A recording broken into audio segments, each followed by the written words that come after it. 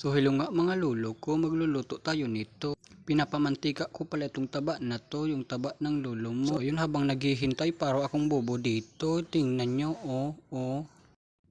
Ito na pala yung resulta ng paghintay ko, tingnan nyo. Siyempre hindi nga mawawala ang bawang para masarap ang luto ng lolo mo. So ayun na nga, halo-haloin natin ito.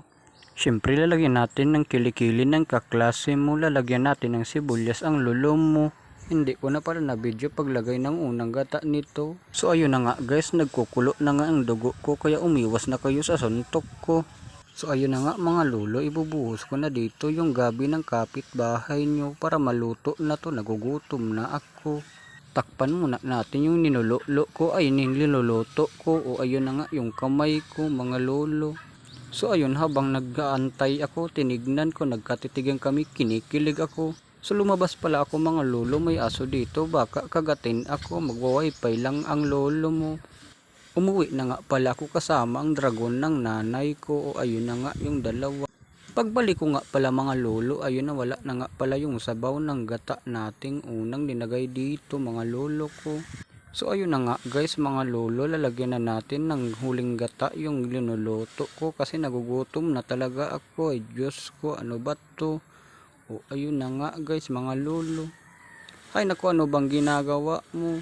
Hindi man yan bangot uy.